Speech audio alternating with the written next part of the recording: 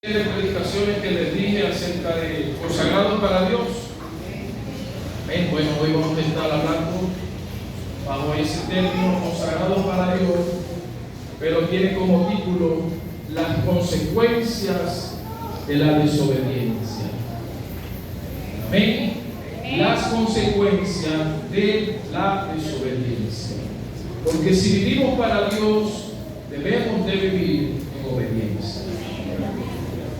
Lo primero que notamos en esta historia que acabamos de leer es que había una situación entre Israel y Madián, los madianitas. Madián, los cuales eran los madianitas, eran hijos de Abraham. Abraham tenía dos tipos de hijos, dos clases de hijos. Abraham tenía el hijo de la promesa, que era Isaac. Amén. Según el libro de Gálatas, capítulo 4, dice que son los nacidos del Espíritu. Los hijos de la promesa son los nacidos del Espíritu. Y también tenía Abraham los hijos que no son de la promesa, que son los hijos de la carne. Amén. Dios de los hijos de la carne tuvo Cosecula. ¿Cuántos conocen la historia? Amén. Tuvo ahí a Madián, de ahí es donde descienden los madianitas. De los hijos del Espíritu tuvo a Isaac, pero de los hijos de la carne tuvo Cosecula a Madián. De allí es donde provienen los madianitas. Entonces podemos ver, hermanos, que el hijo de la promesa, Isaac, representa el Espíritu, pero los hijos de la carne son los que engendró por su propia fuerza, por su propia voluntad, y no bajo el plan ni el diseño divino que Dios tenía para él. Porque la promesa de Dios es en Isaac. Amén. Porque dice la Biblia que será llamada descendencia, porque la descendencia era la de Isaac. Ese era el hijo de la promesa. Amén. No los hijos con cédula. Por eso es que la Biblia los llama los hijos del Espíritu y los hijos de la carne. Amén. Abraham era padre de Isaac. Los demás no eran parte de esta promesa porque, como les digo, era de la carne. Lo que podemos ver en esta historia, hermanos, es que los enemigos más cercanos de Israel eran sus medios hermanos y sus primos. Eran los hijos de la carne. Los medios hermanos de Isaac. De Isaac descendió ¿quién? Israel.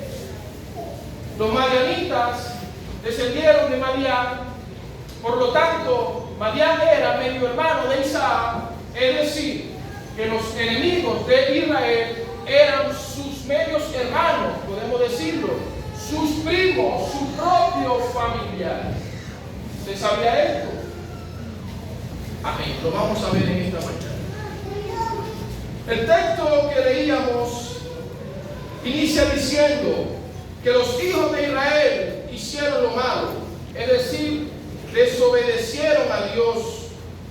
Y como consecuencia esto trajo una fortificación en Madián. Hizo que Madián se volviera fuerte para atacar a Israel. ¿Por qué? A causa de la desobediencia. De tal punto, hermanos, que dice la Biblia que Dios los entregó en manos de los madianitas. ¿Quién eran los madianitas? Sus enemigos. Amén. Podemos observar que no es que Madián era más fuerte que Israel, sino que los madianitas se hacían fuertes a causa de la desobediencia de Israel. ¿Sí me está entendiendo en esta mañana? No es que ellos podían ganarle, no es que ellos eran más fuertes, no. Ellos se hacían fuertes a causa de la desobediencia de Israel. Yo creo que usted más o menos va viendo por dónde quiere llegar esta historia en esta mañana. Madián no era un opositor que podía prevalecer contra Israel, pero a causa de la debilidad de Israel, Madián se hacía fuerte por culpa del pecado que cometía Israel. Esto nos enseña, hermanos, que muchas veces en la vida cristiana tenemos situaciones, tenemos batallas, tenemos cosas que nos quieren hacer caer, y usted y yo luchamos contra esas cosas y salimos victoriosos.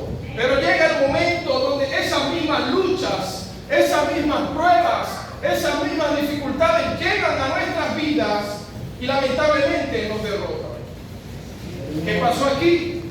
¿Vinieron con más fuerza? No, nos encontraron en desobediencia. Nos encontraron en pecado. Nos encontraron sin oración. Nos encontraron sin consagración. Las mismas pruebas que pudiste vencer un día te vencieron a ti, no porque se hicieron más fuertes, sino porque te encontraron debilitado. Algo así era lo que pasaba en esta situación. No era que los madianitas eran más fuertes que Israel, sino que los madianitas se hacían fuertes a causa de la debilidad de Israel, porque estaban en desobediencia, habían caído en idolatría. Entonces nosotros podemos decir que fue muy fuerte la lucha. No, fue que nos encontró débil, fue que nos encontró falta de oración. El gran problema de Israel no eran sus enemigos. El gran problema de Israel era que sus enemigos se volvían fuertes a causa de la debilidad de Israel por motivo del pecado. El gran problema de nosotros no es nuestro enemigo, porque dice la Biblia que Él creó al ser humano para que se enseñoreara sobre todo lo creado. Que Él está por debajo de nuestros pies. Somos nosotros mismos que hacemos fuerte al enemigo. ¿Cómo lo hacemos fuerte? Cuando no vivimos una vida en obediencia para Dios. Amén. Denle alabanza al Señor en esta mañana.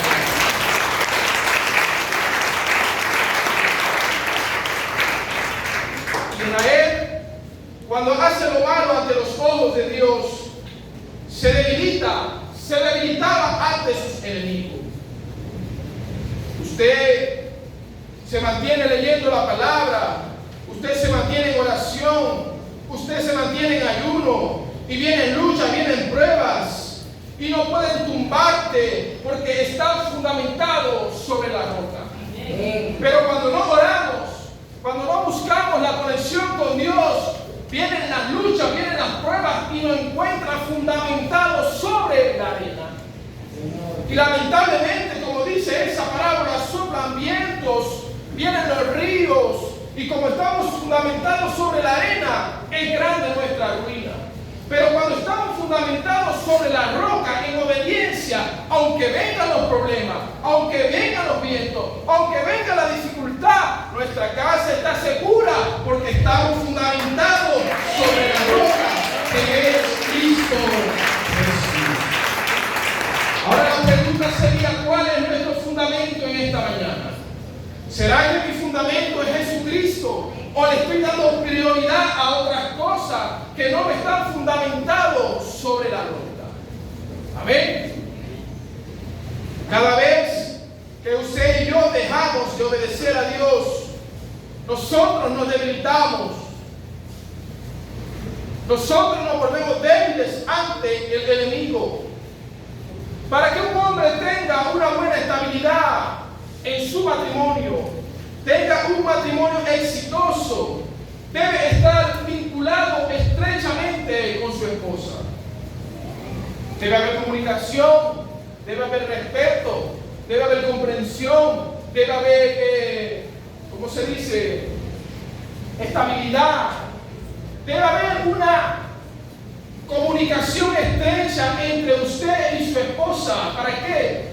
Para que el enemigo no se meta en tu matrimonio. Para que el enemigo no halle una endija, un portillo donde él pueda entrar y dañar tu matrimonio, dañar tu relación. Es decir, que si usted mantiene el principio de vivir un matrimonio exitoso, el enemigo no se va a meter.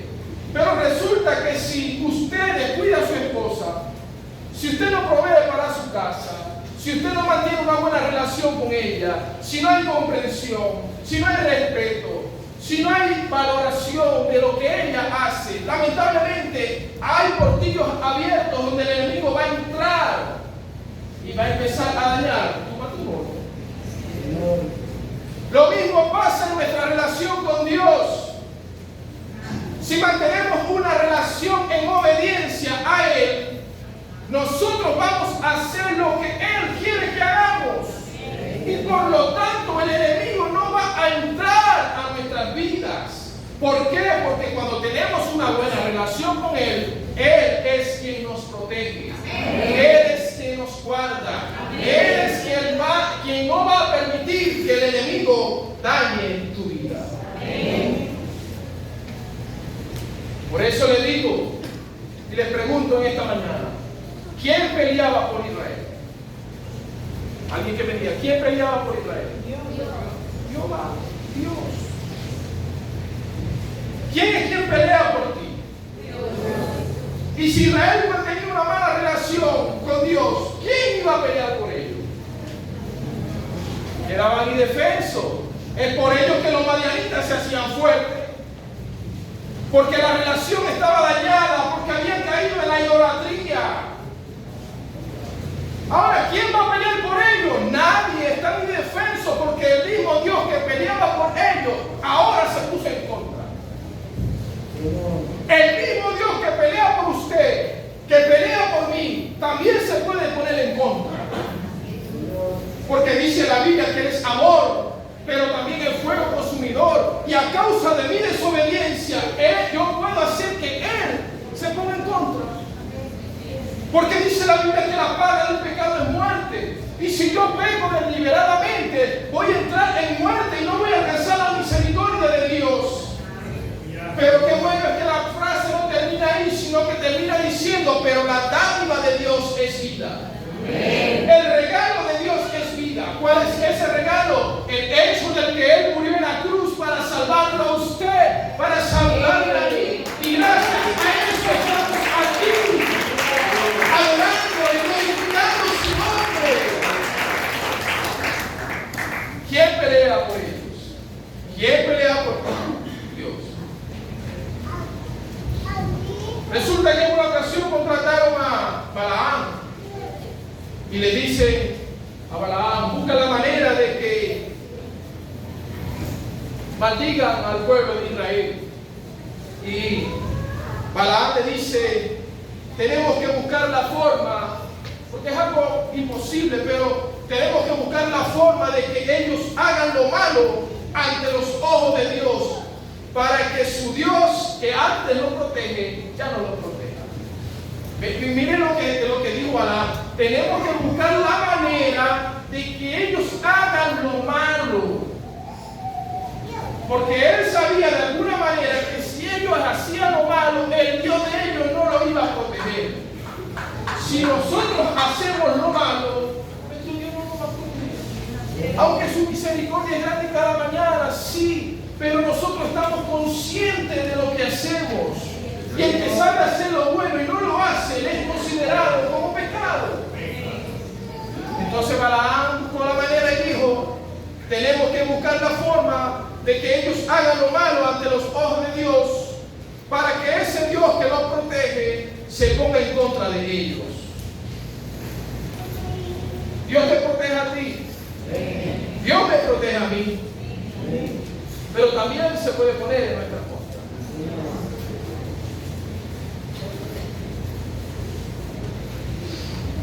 ¿Sabe algo? Dios no está con todo el mundo.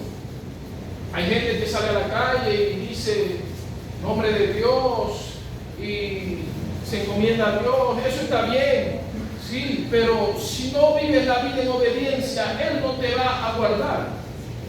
Es una realidad que tenemos que entender, querido amigo, querido hermano, que aunque invoquemos el nombre de Dios en nuestras vidas, aunque cuando salgamos a la calle pidamos que Dios nos guarde y nos proteja, si no vivimos para Él, esa cobertura no va a llegar. Aunque sea fuerte decirlo, aunque duela, aunque podamos buscar versos donde sí que la palabra, que Él nos va a guardar y que Él nos va a proteger, cuando vivimos en desobediencia vamos a tener las consecuencias de la desobediencia. ¿Por qué me pasa esto a mí? ¿Por qué me sucede esto a mí? ¿Qué hice yo para merecer esto? Desobedecimos la palabra de Dios. ¿Qué es por lo que buscaba Balaam? Que el Dios que peleaba por ellos se pusiera en contra de ellos. Que ellos le desobedecieran a Dios. Que ellos buscaran la manera de que ellos hicieran lo malo para que su Dios se pusiera en contra.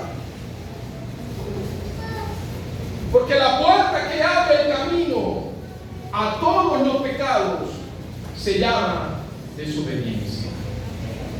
Cuando se abre esa puerta, hermano, entra todo lo que el enemigo tiene preparado para nosotros. Porque Él tiene cosas preparadas para nosotros. Él se reúne, yo me imagino a ellos reuniéndose a ver cuál es nuestra concupiscencia, cuál es nuestra debilidad, cuál es nuestro pensamiento para hacernos daño. ¿Ah? Pero si abrimos la puerta de la desobediencia, Él va a entrar y nos va a hacer daño. Pero cuando vivimos en obediencia a Dios, esa puerta se mantiene cerrada, impenetrada. Y Él, aunque quiera y aunque busque la manera, no va a poder entrar, porque estamos bajo la cobertura del Altísimo. ¿Por qué? Por causa de nuestra obediencia. Israel desobedece y abre la puerta a su enemigo, y su enemigo se ve fuerte delante de él. Algo pasó con Sansón. Sansón era fuerte cuando venía el Espíritu de Dios. Él le daba fuerza y hacía grandes cosas, pero resulta que desobedeció. Y a causa de esa desobediencia, cuando él quiso hacer algo, el Espíritu de Dios no llegó. ¿Por qué? Porque ya había desobedecido e inmediatamente el Espíritu de Dios no lo iba a respaldar. Por eso cuando nosotros desobedecemos la palabra del Señor, el Espíritu de Él ya no está con nosotros. Porque Él no puede habitar en una casa donde está llena de pecado, que está llena de desobediencia, que está llena de pensamientos que están enfocados al mundo y no a la palabra del Señor. Pregunto, ¿qué fue lo que secuestraron los filisteos a Israel? ¿Y qué tenía el arca? ¿Qué es lo que está buscando el enemigo para robarte? ¿Por qué? Porque sabe que sin la presencia de Dios estás desprotegido. Sin la presencia de Dios estamos desprotegidos. Por eso es que los filisteos dijeron: vamos a quitarle los que lo protegen. Astucia tenían esa gente. Los estudiaron. ¿Qué es lo que lo está protegiendo? El arca. ¿En qué hay el arca? La presencia de Dios. Vamos a arrancar. Lo mismo pasa en tu vida espiritual. El enemigo anda buscando que tú no sientas la presencia de Dios. ¿Para qué? Para que tú te pongas débil. Israel se hacía débil y sus enemigos se hacían fuertes a causa de su debilidad. Cuando no tenemos la presencia de Dios en nuestras vidas, nos volvemos vulnerables ante los ataques del enemigo. Por eso debemos de buscar día tras día la presencia de Dios.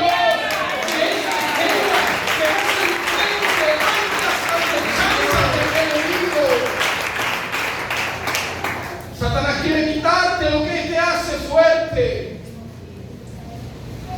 Ahora, la presencia de Dios es lo que protege.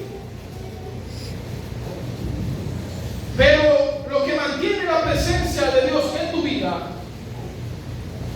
es el pacto. Voy a repetir esto. La presencia de Dios es lo que te protege. ¿Sí? Pero lo que mantiene la presencia de Dios en tu vida es el pacto.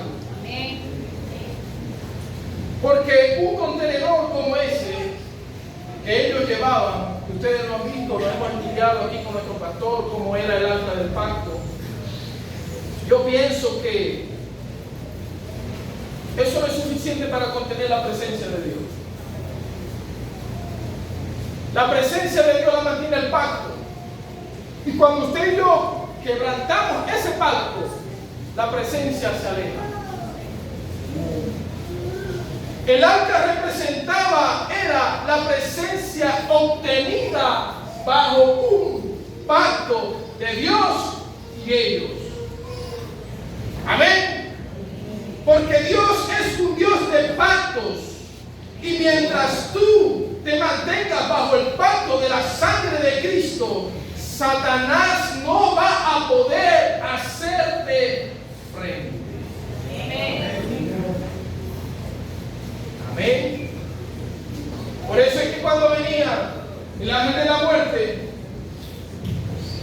y pasaba por las casas de los israelitas y veía los linceles pintados, el ángel de la muerte no entraba. ¿Por qué? Porque era un pacto.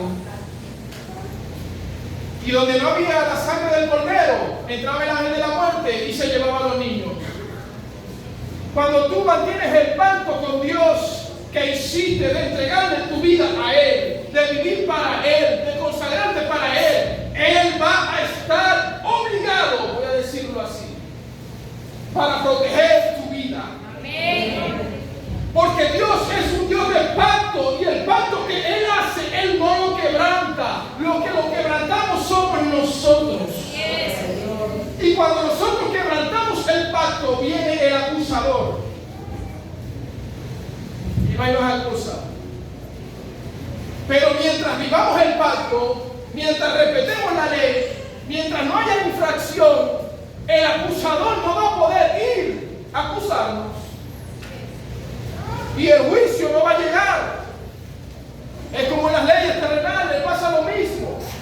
Hay que respetar el pacto que hemos hecho con nuestro Dios. ¿Cómo se respeta el pacto? Viviendo en obediencia. Denles alabanza a nuestro Dios.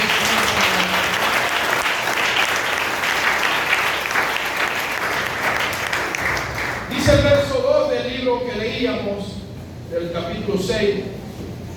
Y la mano de Madián prevaleció contra Israel. Por eso le decía, diga la palabra prevalecer. Dice, prevaleció contra Israel. La palabra prevalecer significa volverse fuerte. Entonces Madián prevaleció, se hizo fuerte. Y Madián se hizo fuerte contra Israel. Prevaleció contra Israel durante 7 años. Lo leíamos al principio. Durante 7 años los madianitas atacaban a Israel. Se hacían fuertes en contra de Israel. La pregunta sería, ¿cuántos años tiene Satanás levantando fuerzas en tu contra? Amén.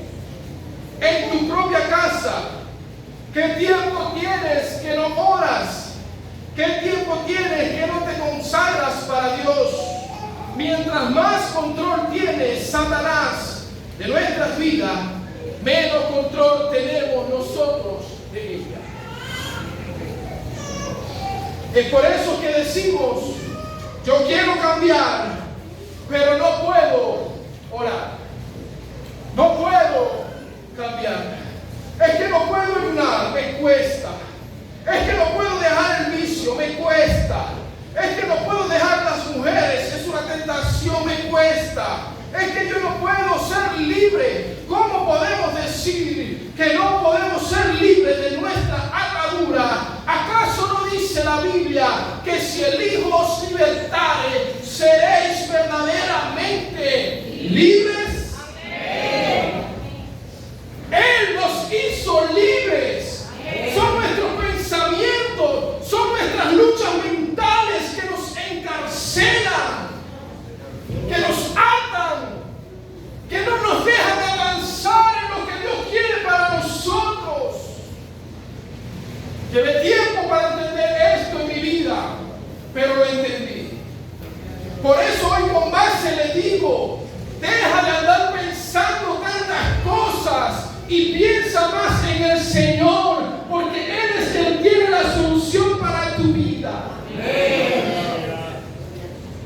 Obediencia.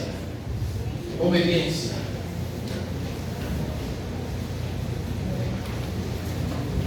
Lo que pasa es que durante años le hemos estado cediendo terreno al enemigo y él nos ha ido agarrando pedacito por pedacito, un pedacito de terreno, un pedacito de terreno, y cuando venimos a ver nos invadió la casa completa.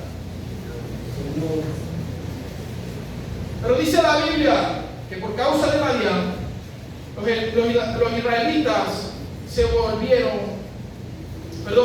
a vivir en cuevas.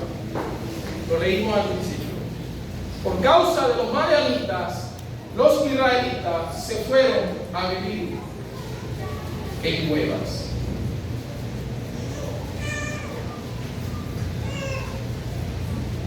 ¿Y qué más? En cavernas. A veces, hermanos, no nos damos cuenta de que nuestra mala situación es el resultado de lo que llevamos permitiendo durante años en nuestra vida. Y es allí donde vuelvo y digo, ¿por qué me pasa esto? Porque durante años, en esta ocasión fueron 7 años que ellos se prevalecían contra Israel, hemos permitido que el enemigo vaya trabajando en nuestros terrenos y llega al punto donde lamentablemente caemos en las garras de él. Ellos se fueron a las cuevas, ellos se fueron a cavernas. Pero ¿sabe algo? La aflicción que nosotros podemos estar pasando el día de hoy es a causa de nuestra obediencia, de desobediencia y de nuestra incredulidad. Cuando estaban los discípulos en la barca, Jesús quedó al otro lado y estaban ellos clamando. ¿Por qué? Porque había una gran tormenta, pidiendo ayuda, porque la barca se iba a hundir a causa de la tempestad. Y cuando la ayuda venía, ¿qué dijeron ellos? Un fantasma. Pidiendo por ayuda, y cuando ven la ayuda venir, no creyeron. Un fantasma. ¿Qué es un fantasma? Un demonio.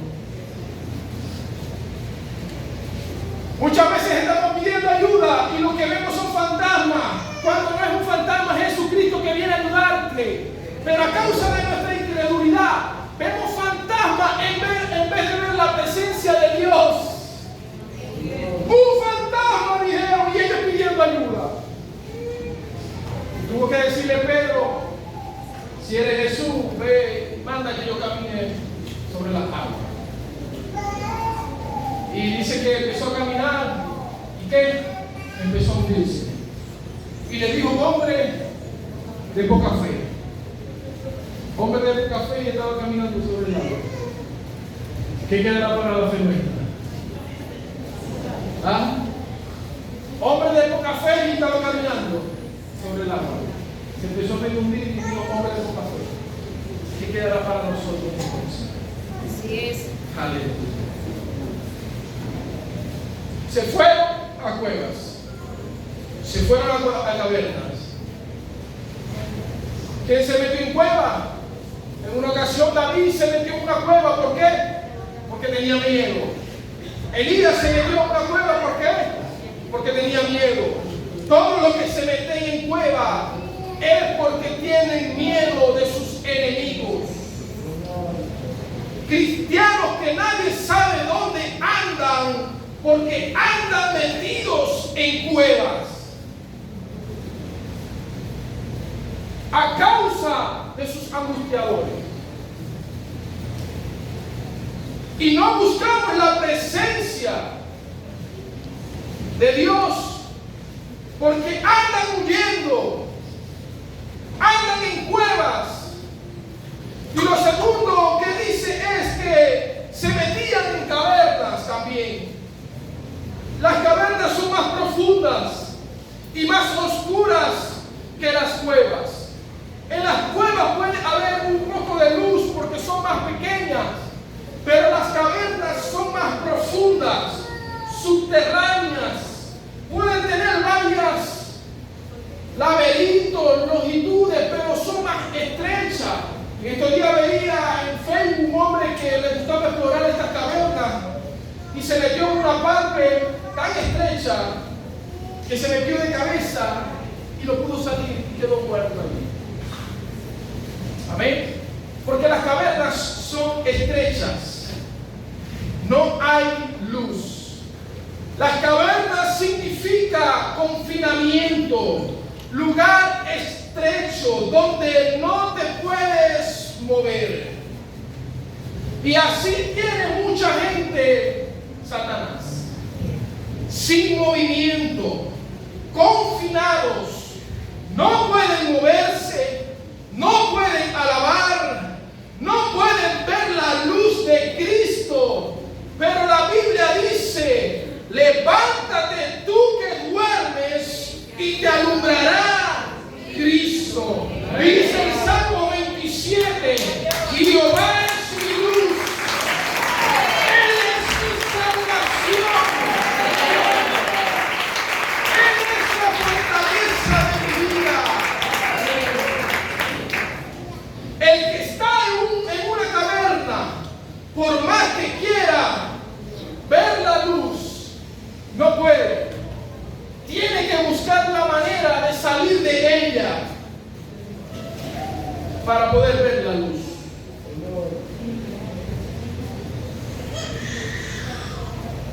En las cavernas no hay luz. Tenga en mente eso. Y si llega a haber un rayito de luz por allá, cuando la persona que está durante mucho tiempo en la oscuridad ve la luz, ¿y qué pasa? Se encandila, ¿no? Cuando usted está durmiendo y en la mañana llega tu esposa y te prende la luz, fatal para un hombre. Cuando llegan a descansar el viernes para levantarme el sábado un poquito más tarde, porque me levanto todos los días a las 5 allá, y prende la luz en la mañana, porque molesta ante los ojos, ¿verdad que sí? Así es la palabra. Cuando tenemos tanto tiempo en oscuridad, al principio molesta, porque la corrección molesta. Pero cuando entendemos la corrección, cuando nos adaptamos a la luz, esa luz nos encanta. Esa luz es la que conocemos nosotros. Él es mi luz, Él es mi salvación. ¿De quién creeré? Él es la fortaleza de mi vida. ¿De quién se desaconsable? Pero si juntamos con Dios, yo digo, ellos confesaron, ellos creyeron, Él es su luz.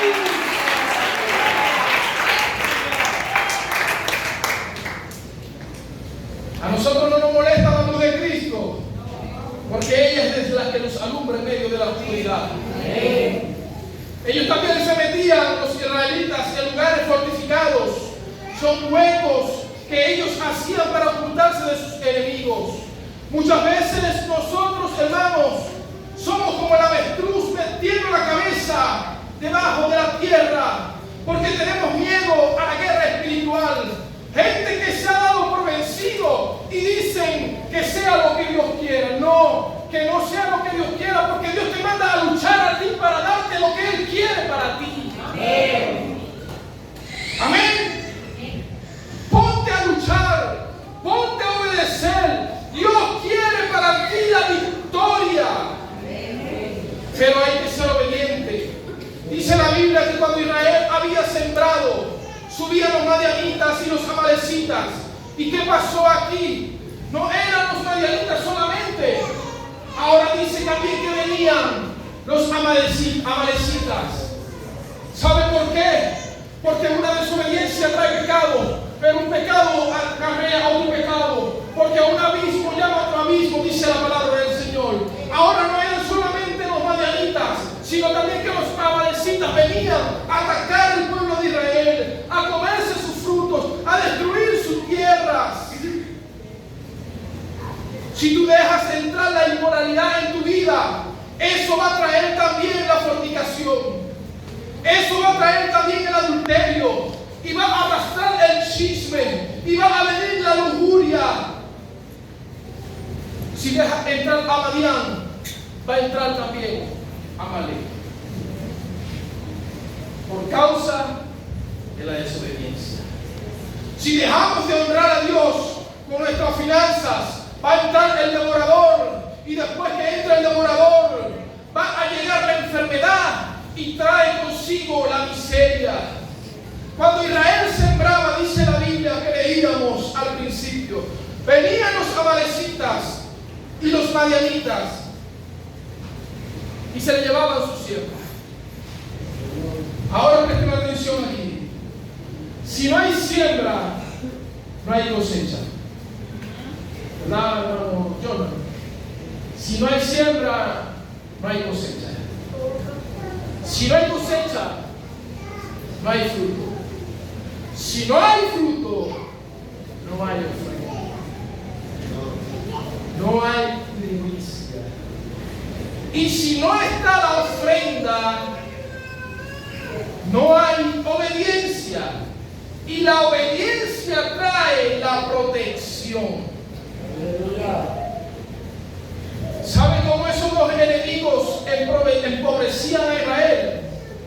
Cada vez que ellos les llevaban, sembraban, ellos se le llevaban todo. Lo dejaban sin nada. ¿Cuántas personas han trabajado, han sembrado, han esforzadose y nunca han tenido fruto de su trabajo? Porque hay una palabra que lamentablemente no aplicaron en su vida, que se llama obediencia. Porque Madián y Amalek estaban ahí porque estaban autorizados para estar allí. Ya les voy a explicar esto. ¿Cómo se come esto? Porque los israelitas habían caído en la idolatría. ¿Adorando a quién? Adorando a Baal. Y Baal era un dios de la cultura cananea. Y esa cultura cananea influenciaba a los amalecitas y a los de Madián y a los amalecitas. Madianitas y amalecitas. Es decir, que por lo tanto ellos adoraban a Baal. Y los israelitas habían caído en lo mismo, adorando a Baal. Entonces Israel adoraba al mismo Dios que estaban adorando sus enemigos. Y eso le daba el derecho legal a sus enemigos de venir y hacer lo que quisieran con ellos.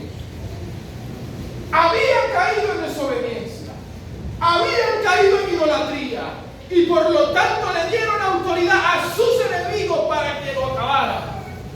Cuando nosotros empezamos a adorar primeramente lo que no es de Dios, antes que Dios, la cobertura de Dios se va y empezamos a abrirle campo a esos enemigos que adoran lo mismo que podemos adorar en cierta situación de nuestras vidas. En este caso no hablamos de un Dios pagano, sino que hay tantas cosas en este mundo que la podemos volver idolatría simplemente por darle el primer lugar antes que a Dios. Lamentablemente hay cristianos que viven conforme a los rudimentos y placeres de este mundo y esperan que Dios pelee por ellos. Dios va a pelear por ti siempre y cuando obedezcas su palabra. Si no había siembra, no había comida, no había ofrenda en el altar. Por lo tanto, Dios no estaba con ellos. Hay gente que dice: yo no me meto con el diablo para que él no se meta conmigo. Cuando usted y yo decidimos permanecer a este reino, nos ganamos un enemigo. Aunque no te metas con él, él se va a meter contigo. Pero la Biblia dice que las armas de nuestra milicia son carnales, no son como los hijos de la carne, sino poderosas en Dios para la destrucción de fortalezas. Que son fortalezas, lugares fortificados, protegidos, que el enemigo hace para atacar tu vida. Esa arma va a destruir la fortaleza que se ha levantado en tu contra. Pero hay que obedecerle. Si el enemigo te puso fortalezas, tranquilo, porque arma tenemos para defender. Nuestra lucha no es contra sangre, no es contra tu hermano, es contra huestes espirituales de maldad. Sigo diciendo, para adelantar un poco, versículo 4. Acampando contra ellos, destruían los frutos de la tierra hasta llegar a Gaza. Y no solamente eso, sino que dice, no dejaban que comer a Israel ni ovejas, ni bueyes, ni animales. Ya no era solamente la siembra, las hortalizas, sino que también los bueyes, las ovejas, los animales. Y si no había siembra, no había ofrenda. Pero si no había ovejas ni bueyes, no había sacrificio. Esa gente estaba fregada. No tenía ofrenda para llevar al altar. Tampoco tenía sacrificio para levantar el sacrificio delante de Dios. Y sabe que el Antiguo Testamento se basa en sacrificio. De esa manera el perdón de pecados lo redimía. No había ofrenda, no había sacrificio. Mientras ellos vivían sometidos al pecado, Satanás tenía la autoridad legal sobre ellos. Y dice el verso 6, de este modo empobrecía Israel en gran manera por causa de Madián, y los hijos de Israel clamaron. Después de todo lo que pasó, después que cayeron en desobediencia, en la idolatría, adorando a dioses paganos, en vez de adorar a su verdadero Dios, quien peleaba por ellos, después que le quitaron sus cosechas, después que le quitaron sus ganados, dice la Biblia en el versículo 6 que Israel clamó a Jehová. La palabra pobreza, utilizada aquí en este término, es sometido a una gran aflicción o a una gran amargura. Cuando Israel empobrecía, era sometida el alma a amargura. Ya tenía el cuerpo metido en una cueva, en una caverna, en huecos, en lugares fortificados para ellos huir de sus enemigos. Y ahora también tenían amargura en sus almas. Se empobrecía Israel. Pero lo bueno de todo es que casi siempre hay un final feliz. Como les decía, el verso 7 dice, y cuando los hijos de Israel clamaron a Jehová a causa de los madianitas. La palabra clamar en este término, en el original griego, dice que significa gritaron socorro, pidieron ayuda. Eso es lo que estaban diciendo cuando dice la Biblia, clamaron a Jehová, gritaron socorro, porque no tenían fuerza, no tenían autoridad moral para orar, para pedirle a Dios. Por eso no oraron, sino que clamaron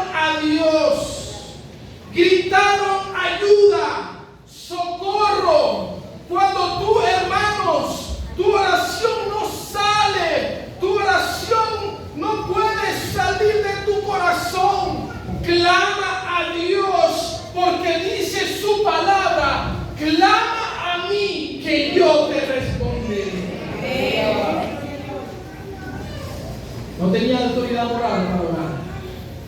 Póngase de pie esta mañana. ¿Por qué no la tenían? Porque habían desobedecido a su Dios. Y se sentían inmundos. ¿Cuántas veces nos hemos sentido inmundos delante de la presencia de Dios que decimos, ¿para qué orar si Él no me va a escuchar? ¿Para qué orar si me siento pecador delante de su presencia? Pero ¿sabe algo, hermano, en esta mañana? Si has pasado por ese momento, no ores, clama a Dios. Es un grito desde la amargura, desde lo más profundo del corazón. No es un grito literal, es un grito que sale de adentro, es un clamor delante de Él. Por causa de una desobediencia. Yo no sé si alguien quiere pasar esta altar y clamar a Dios en esta mañana. ¿Cuántas veces hemos entrado en desobediencia delante de Él? ¿Cuántas veces hemos estado en rebeldía delante de su presencia? Y sentimos que no somos dignos de venir ante la presencia de Dios. Sentimos que no estamos capacitados para poder obtener su protección divina. Pero tranquilo, después de la desobediencia, después de la prueba, después de la tribulación, va a salir un clamor de tu boca. Clamando estoy a ti, Señor. Clamando estoy como el pueblo de Israel. Clamando estoy a ti, oh Dios. Que tu presencia nunca me falte. Y que tu Espíritu sea mi fortaleza. Clamando estoy. Clamando estoy a ti, Señor. Clamando estoy como el pueblo de Israel. Que tu poder descienda sobre mí y que me inundes con la nube de tu amor. Clamando estoy a ti, Señor. Clamando estoy como el pueblo de Israel. Que tu poder descienda. Hay un clamor en esta mañana. Hay clamor que sale de lo más profundo de tu corazón. Con la nube de tu amor. Tranquilo, hermano, tranquila, hermana. Él tiene la solución para tu vida. Él tiene la solución, pero hay que clamar a Dios. Porque lamentablemente hubo errores. Porque lamentablemente hubo momentos que decidimos fallarles por nuestra propia voluntad. Tranquilo. Él es grande y misericordioso para con nosotros. Y si hay un